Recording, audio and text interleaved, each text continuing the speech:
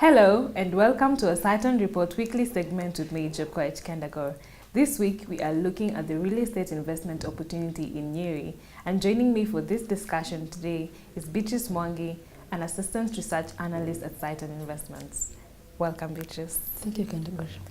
Briefly highlight the different factors that are driving the real estate investment in Nyeri. For the real estate sector in Nyeri, there are several factors driving the sector. And to start with is devolution, which has continued to open up spaces or open up areas for development.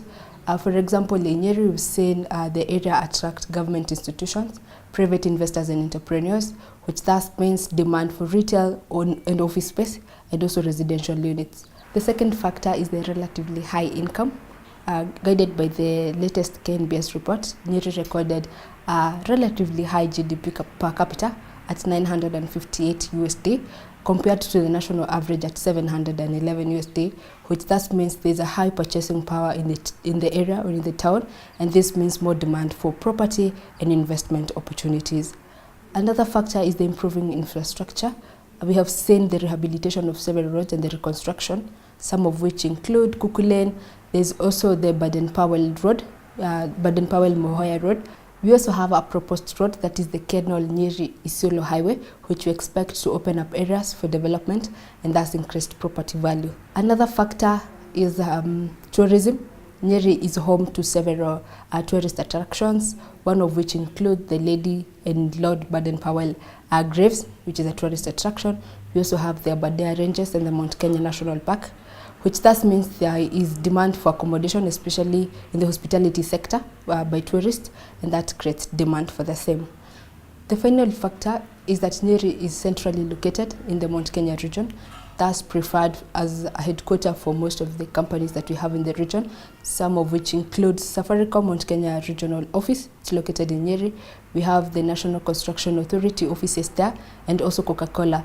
So that means there is demand for office space and also residential space for the workers in such companies.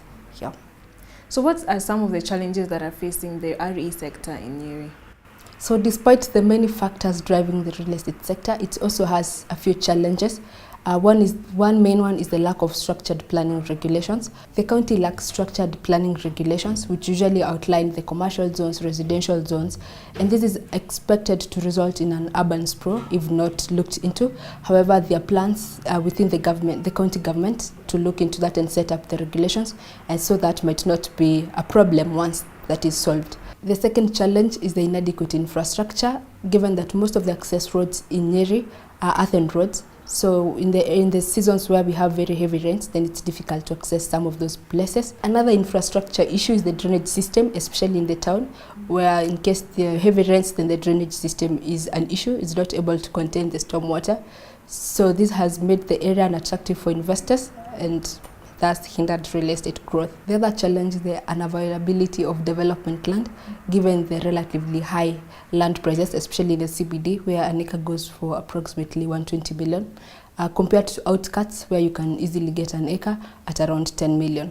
So given the unavailability of that land, then it's not easy for real estate developments to come up. The final challenge is the low demand for residential units, given that most of the residents prefer to build their own homes.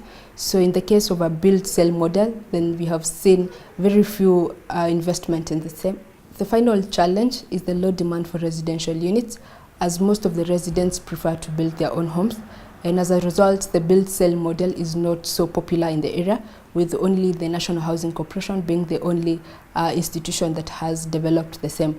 However, the units for sale by the NHC have recorded relatively high uptake, with 23% annual uptake, and so we expect the county to continue embracing the model going forward. Okay, so tell us about the real estate performance in the area.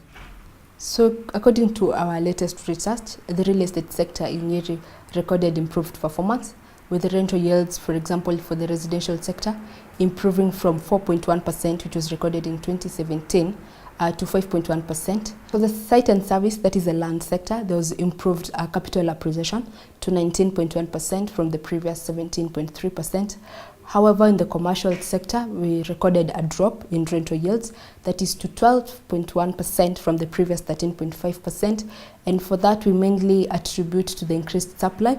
We've had several retail and office space coming into the market, for example, the County Mall and the KDS Center. What are some of the real estate investment opportunities present in Nyeri? For the standalone units, the only institutional developer we have is the National Housing Corporation, and their units recorded relatively high annual uptake at 23%, so the low supply opens up an opportunity for investment. For the apartments, the opportunity lies in rental units, which recorded relatively high occupancies at 93%. For the site and service schemes, that is the land sector, there exists high demand for land, mainly for development of residential units, and the high capital appreciation of 19.1% then shows the good returns for investment in land. For the commercial sector, the market lacks grade A and B offices, with the current supply in the market lacking essential services such as lifts, and most of the buildings being in a state of repair. This means that there exists a demand for quality offices. And given the good performance of the sector with rental yields of above 10%, then there's still an investment opportunity in that sector. Thank you very much, Beatrice, for joining us today. It's always a pleasure to have you. I know. Dear viewer, thank you very much for joining us this week and every other week. Have a great day. Kwaheri.